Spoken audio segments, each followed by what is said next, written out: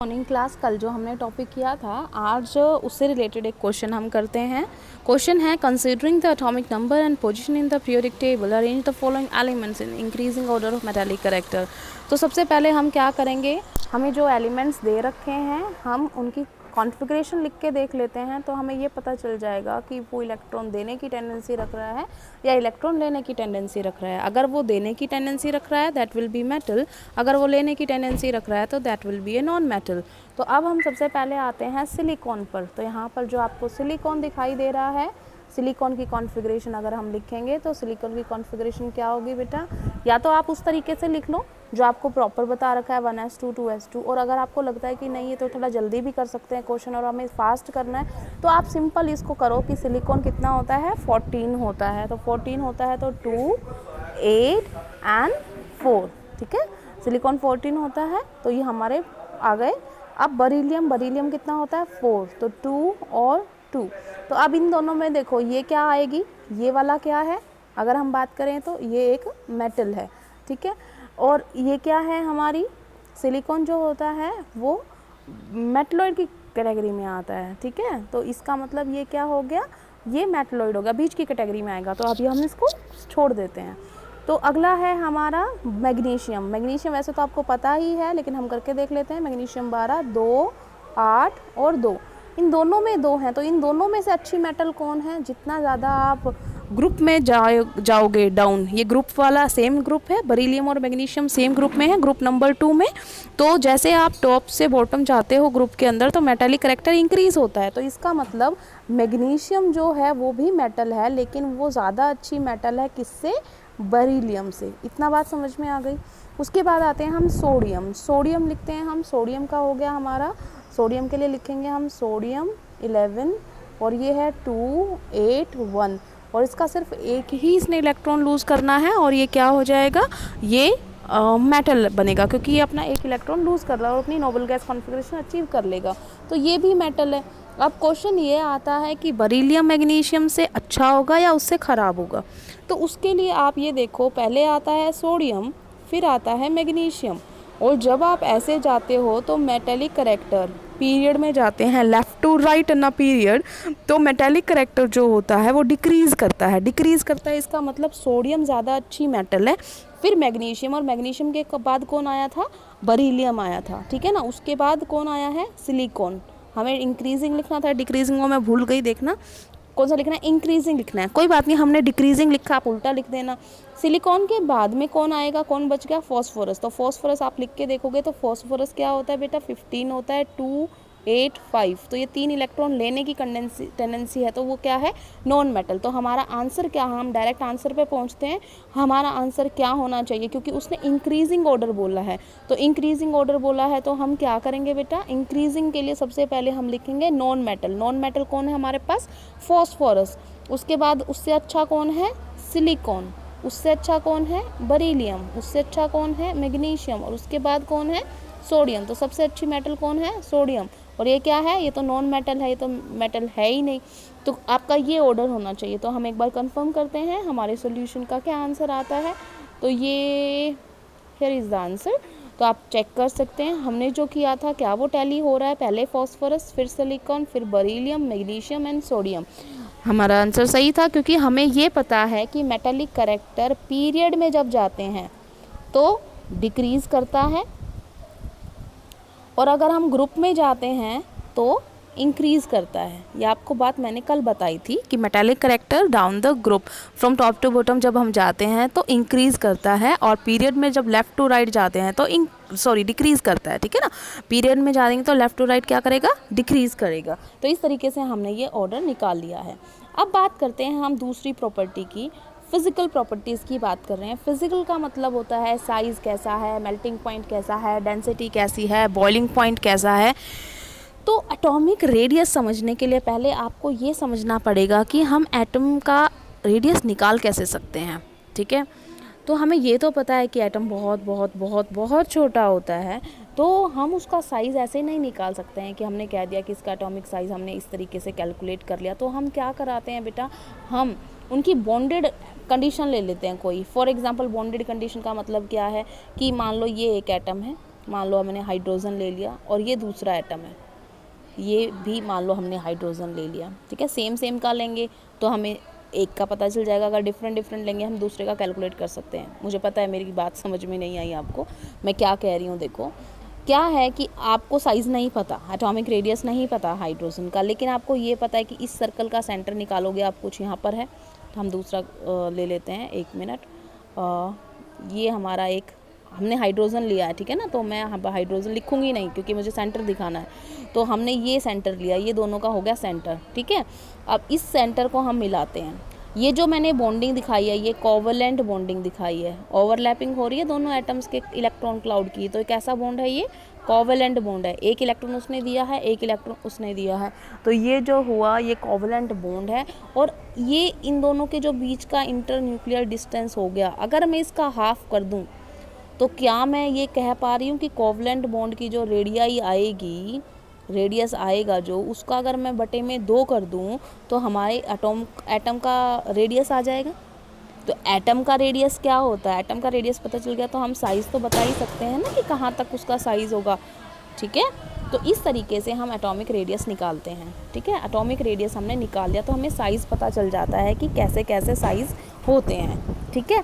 सबसे छोटा किसका होगा, हाइड्रोजन का, सबसे छोटा एलिमेंट है वो, तो हाइड्रोजन का साइज़ सबसे छोटा होता है। तो इस तरीके से हम निकाल सकते हैं। तो हमने क्या करना होता है, हमने एटम्स जो हैं अगर वो बॉन्डेड कंडीशन में है तो वहाँ से हम रेडियस निकाल सकते हैं। तो जोन सा हमने लिया है, हम ज़्यादातर जो हो लेते हैं बेटा, मोस्टली बता रही हूँ, 90% बता रही हूँ आपको कि कोवलेंट रेडियस ही कंसीडर किया जाता है, ठीक है। लेकिन मेटल्स जो है वो कोवलेंट बॉन्ड नहीं बनाएंगी मेटल के अंदर, मतलब सिर्फ ये नहीं कह रही कि मेटल कभी बनाती ही नहीं है कोवलेंट बॉन्ड, मैं ये कह रही हूँ कि मेटल जो है वो ज़्यादातर जो है वो मेटेलिक बॉन्ड बनाती है। तो मेटेलिक बॉन्ड बनाएगी तो कोई दिक्कत नहीं है, मेटेलिक रेडियस ले लेंगे हम, ठीक है ना। मान लो ये एक मेटल का एटम है या मेटल आयन है और ये दूसरा मेटल आयन है, और इनका बीच का हम रेडियस निकाल के इसका हाफ कर देंगे तो क्या आ जाएगा, हमारा मेटेलिक रेडियस आ जाएगा। इतना समझ में आ गया आपको। इसके बाद हम क्या कह रहे हैं कि एटॉमिक रेडियस आपको पता चल गया, जो हम निकाल रहे हैं, दोनों मेटल का भी निकाल लिया, नॉन मेटल कोवलेंट बॉन्ड बनाती है उसका भी निकाल लिया। लेकिन कुछ का हम कैसे निकालते हैं, जैसे फॉर एग्जांपल आपसे कोई बोले नोबल गैस एलिमेंट्स का आपने एटॉमिक साइज निकालना है, क्या आप मेरे को बता सकते हैं कि क्या नोबल गैस, क्या helium, neon, argon, krypton, xenon, radon, क्या ये कंपाउंड बनाते हैं आपकी नज़र में? नहीं बनाते, क्योंकि उनके outer shell electronic configuration complete है। और कंप्लीट होने की वजह से, जैसे फॉर एग्जांपल हमने हीलियम को लिया, हीलियम का 2 होता है, नियोन लिया, नियोन का 10 होता है एटॉमिक नंबर, तो इसकी कॉन्फ़िगरेशन क्या हुई, 2, इसकी क्या हुई, 2 और 8, इसका भी कंप्लीट, इसका भी कंप्लीट। इनको कोई लेन देन करना ही नहीं, तो ना तो मेटेलिक रेडियस बनानी, ना इन्होंने कोवलेंट रेडियस बनानी। तो होता क्या है, ऐसे को हम वंडरवॉल रेडियस लेते हैं। ये वंडरवॉल क्या होता है, वंडरवॉल बॉन्ड क्या होता है कि मान लो हीलियम का कोई मॉलिक्यूल यहाँ पर घूम रहा है और दूसरा मॉलिक्यूल यहाँ पर घूम रहा है, बॉन्डेड नहीं है ये, ठीक है ना, still they feel attraction for each other, ठीक है ना। तो अट्रैक्शन फील करेंगे, तो ये जो अट्रैक्शन है इसको हम बोलते हैं क्या, वंडरवॉल फोर्सेस, ठीक है ना, क्या बोलते हैं, वंडरवॉल फोर्सेस। अब इसका अगर मैं हाफ कर दूं, मैंने इसका हाफ कर दिया, तो अब मेरे पास क्या साइज़ आया, अगर आप देख पा रहे हैं तो हमने हीलियम के साइज़ से क्या लिया है, एक्स्ट्रा लिया है। तो हमेशा ध्यान रखना, आपको जब भी आप पीरियड में देखोगे या कोई भी पीरियड लोगे आप, सेकंड, थर्ड, फोर्थ, जो भी उसकी नोबल गैस होगी ना, उस नोबल गैस की वैल्यू पूरे पीरियड से हाई होगी। क्यों हाई है, क्योंकि वहाँ पर कोवलेंट रेडियस कंसिडर नहीं किया गया, मेटेलिक रेडियस कंसिडर नहीं किया गया, वहाँ पे जो कंसिडरेशन है वो है वंडरवॉल रेडियस की, और वंडरवॉल रेडियस हमेशा कोवलेंट बॉन्ड से क्या आएगा, ज़्यादा आएगा। क्यों, क्योंकि अब देखो, इस बात को समझना चाहो तो कैसे समझोगे, देखो ये है वंडरवॉल, अब इसका आपको डिफरेंस दिखाती हूँ क्या है। ये है वंडरवॉल का रेडियस दिखाऊंगी मैं यहाँ पर, और यहाँ पर मैं कोवलेंट रेडियस दिखाऊंगी। वंडरवॉल कैसा है, ये 2 एटम कहीं पर अटैच नहीं है, इसका हाफ करके हमें मिलेगा। ये नोबल गैसेस के लिए कंसीडर करते हैं। ज़्यादातर एलिमेंट्स का हम कोवलेंट करते हैं, कोवलेंट में हमने इन दोनों के बीच का हाफ करना है। रीज़न समझ पा रहे हैं, इसमें तो ये चीज़ें क्या आएंगी एक्स्ट्रा, जबकि इसमें तो क्या हो गया, जो साइज़ है उसमें भी क्या हो रही है, ओवरलैपिंग हो रही है।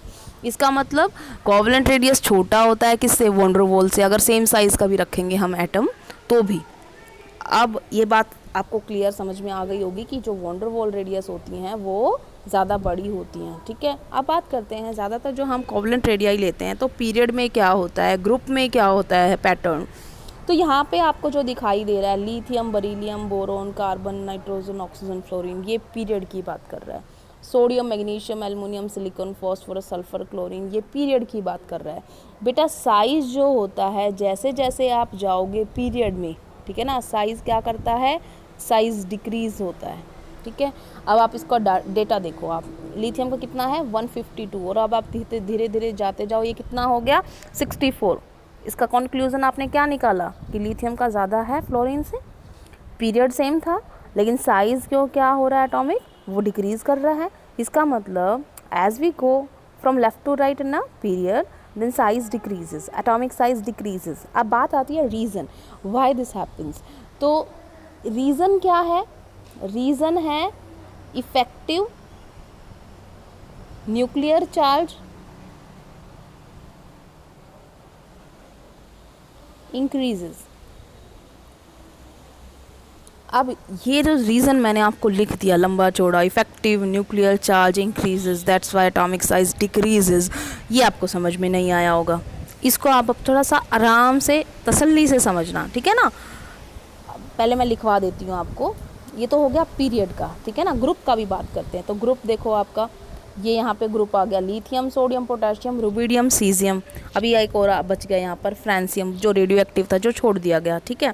जब हमने साइज़ देखा तो लिथियम का है 152 और इसका है 262। इसका मतलब साइज़ डिक्रीजेस या इंक्रीजेस, बताओ क्या हो रहा है। 152 से 262 पे जा रहा है तो साइज़ क्या हो रहा है, इंक्रीज़ हो रहा है। अब साइज़ इंक्रीज़ हो रहा है। यहाँ पर देखो फ्लोरीन, क्लोरीन, ब्रोमीन, आयोडीन, एस्टाटिन, ये भी क्या है, ग्रुप 17 है ये। इसमें भी साइज़ क्या हो रहा है, साइज़ इंक्रीज़ हो रहा है। तो आपने क्या कंक्लूजन निकाला, बता सकते हो मुझे कि ग्रुप में साइज़ क्या करता है, ग्रुप में साइज़ जो है वो इंक्रीज़ करता है। पीरियड में, ये एटॉमिक साइज़ की बात कर रहे हैं, एटॉमिक साइज़ जो है पीरियड का वो डिक्रीज़ करता है, ठीक है। इतनी बात समझ में आ गई। अब रीज़न, आपने पीरियड का तो रीज़न लिख लिया था, ग्रुप का और समझते हैं। ग्रुप में मैं पहले सिर्फ लिखवा रही हूँ आपको ताकि आप समझ सको क्या लिखना है हमें, उसके बाद मैं आपको डिटेल में समझाऊंगी। Number of shell increases, number of shell जो हैं वो बढ़ रहे हैं, इस वजह से साइज़ बढ़ रहा है, ठीक है। हमने लिख लिया, जो लिखना था हमने लिख लिया। अब हम उसको बात करते हैं कि आखिर ये था क्या। अब इसके लिए आपको मैं आप समझाती हूँ। आप अपने आप को क्या मानोगे, इलेक्ट्रॉन, ठीक है। क्या मानेगा, स्टूडेंट को मैंने क्या बना दिया है, इलेक्ट्रॉन, ठीक है ना। और न्यूक्लियर चार्ज, न्यूक्लियर चार्ज किसकी वजह से होता है, प्रोटॉन्स की वजह से होता है, ठीक है। या प्रोटॉन्स मान लो या न्यूक्लियर चार्ज मान लो, जो भी आपको मानना है। न्यूक्लियर चार्ज किसकी वजह से है, टीचर्स की वजह से, ठीक है ना। तो ये मैं आपको समझाने के लिए बोल रही हूँ, इसको आराम से आप समझ सकते हो अगर आपने ये कॉन्सेप्ट क्लियर कर लिया तो यहाँ पर। और जो आपका क्लास है वो आपकी क्या है, शेल। इनफैक्ट क्लास रूम कर लो आप इसे, क्लास नहीं क्लास रूम। समझ में आ गया मैंने क्या बोला। आप जो हो वो क्या हो, इलेक्ट्रॉन, और मैं क्या हूँ, न्यूक्लियर चार्ज, ठीक है। और हमारा जो क्लासरूम है जिसमें आप बैठोगे वो क्या है, आपका शेल, ठीक है। अब यहाँ से कंसेप्ट शुरू हो रहा है। फॉर एग्जांपल हम पीरियड में जा रहे हैं, ठीक है। पीरियड में जाएंगे, पहले चलो ये कर लेते हैं ग्रुप वाला, ये जल्दी हो जाता है। तो हम चलो पहले ग्रुप में जाते हैं। हम किस में जा रहे हैं, ग्रुप फर्स्ट लिया है हमने, हम ग्रुप में जा रहे हैं। ग्रुप में जा रहे हैं, इसका हम सबका नहीं लिख रहे हैं, हम किसी 2 या 3 का लिख लेते हैं कॉन्फ़िगरेशन। क्या लिखा हमने, इसका कॉन्फ़िगरेशन कितना होगा, इसका एटॉमिक नंबर होता है 3, तो ये हो गया 2 और 1। इसका होता है 11, तो ये हो गया 2, 8 और 1। इसका होता है 19, तो 2, 8, 8, 1। ये बात समझ में आ गई, ठीक है। यहाँ पर क्या किया हमने, यहाँ पर 2 क्लासरूम ज्वाइन कर दिए। क्लासरूम ज्वाइन करने का मतलब दीवार तोड़ दी बीच में से। आपकी क्लासरूम का साइज़ क्या है, अब जो भी है आपको कंपैरिजन अभी करना है किससे, इसने 3 क्लासरूम तोड़ के इकट्ठे कर दिए, मतलब 2 दीवारें तोड़ दी बीच की और 3 क्लासरूम इकट्ठे कंबाइन कर दिए। इसके अंदर 4 क्लासरूम तोड़ के इकट्ठे कर दिए। आप बता सकते हो साइज़ किसका बड़ा होगा। ऑफ कोर्स जैसे जैसे क्लासरूम का जो बीच की दीवार तोड़ रहे हो और दूसरी क्लास का जो है वो इन्वॉल्व कर रहे हो आप, तो ऑटोमेटिकली साइज़ क्या हो रहा है, बढ़ रहा है। आप सिंपल देख सकते हो, इसमें 2 कक्ष भरे हैं, इसमें 3, इसमें 4, अगले वाले में 5, फिर 6। तो जैसे जैसे हम जाते जाएंगे down the group, atomic size क्या करेगा, इंक्रीज करेगा। इतनी बात समझ में आ गई, ठीक है। ये तो सिंपल था। As we go down in a group from top to bottom atomic size increases, ठीक है। अब बात करते हैं हम पीरियड की, ये समझ में आ गया। उसके बाद आते हैं हम पीरियड। पीरियड ध्यान से देखना बेटा, ठीक है। अब मैंने क्या लिखा यहाँ पे, लिथियम है 3, ये है 4, ये है 5, ये है 6 और सो ऑन 7, 8, 9 आ जाएगा, ठीक है। अब जब आप इस पीरियड में जा रहे हो, क्या आप मुझे ये बता सकते हो कि इसके पास कितने इलेक्ट्रॉन और कितने प्रोटॉन हैं? ठीक है, मैं लिख लेती हूँ।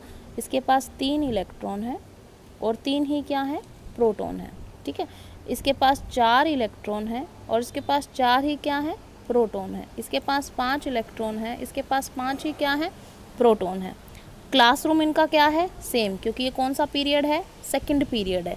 इसका मतलब क्या है, तुम एक कक्षा में बैठे हो, जो भी तुम्हारा क्लासरूम का साइज़ है वो चेंज नहीं हो रहा, पहली बात। इसका मतलब शेल इज़ रिमेनिंग कांस्टेंट, ठीक है। शेल नहीं बदल रहा है। पहले वाले केस में ग्रुप में अंदर शेल जो है उसका साइज़ चेंज हो रहा था, यहाँ पर शेल नहीं बदल रहा है, शेल वैसा का वैसा, आप उसी क्लासरूम में बैठे हो। अब दूसरी बात आपको क्या समझनी है, आप क्लासरूम में उसी में बैठे हो, पहले तुम्हारी क्लास में 3 टीचर खड़े थे और 3 स्टूडेंट पढ़ रहे थे उनसे, ठीक है। थोड़ी देर बाद एक टीचर और आ गया और एक स्टूडेंट और आ गया। अगली बार 5 स्टूडेंट हो गए क्लास में और 5 ही टीचर हो गए। मतलब हर 10 मिनट में एक टीचर एक स्टूडेंट, एक टीचर एक स्टूडेंट के हिसाब से बढ़ते जा रहे हैं।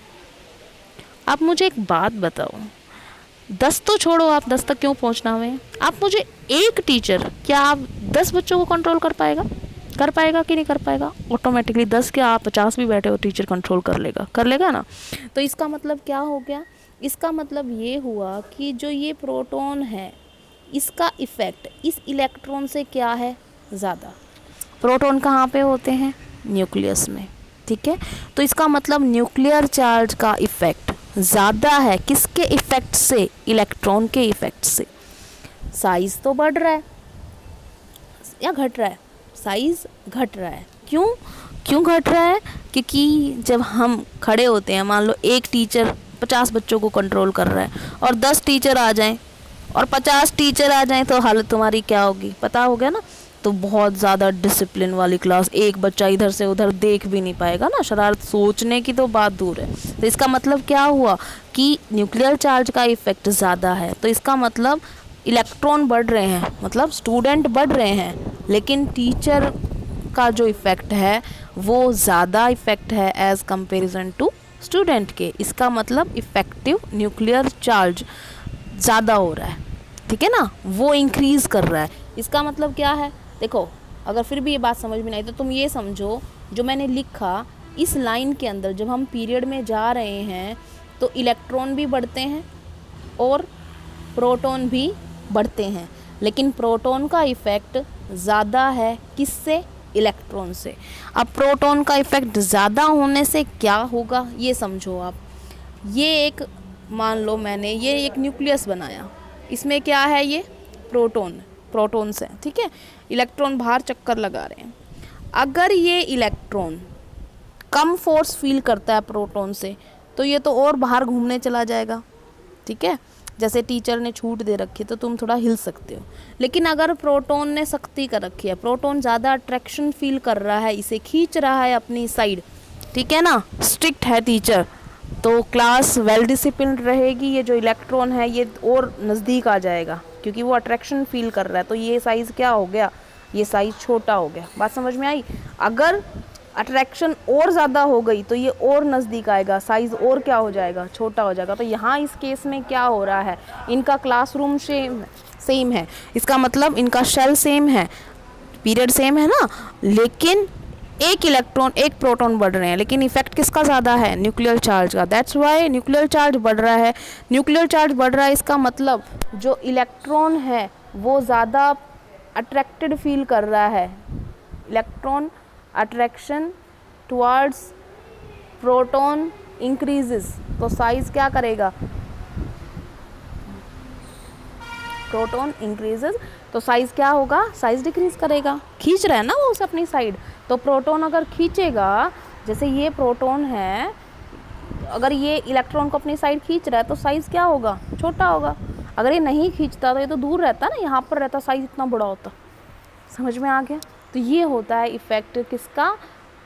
अब आपको समझ में आ गई होगी लाइन जो मैंने लिखवाई थी आपको कि जब when in a period, when we go from left to right in a period, atomic size या atomic radii decreases because effective nuclear charge increases because cell is remaining constant। ठीक है ना। दूसरा हमने क्या पढ़ा अभी, when we go in a group from top to bottom size increases, why, because number of cell increasing। ठीक है ना। ये आई थिंक आपको समझ में आ गया होगा। आज के लिए बेटा इतना ही। कल का आपने होमवर्क नहीं भेजा है वो भी आप मुझे भेज देना। Thank you class.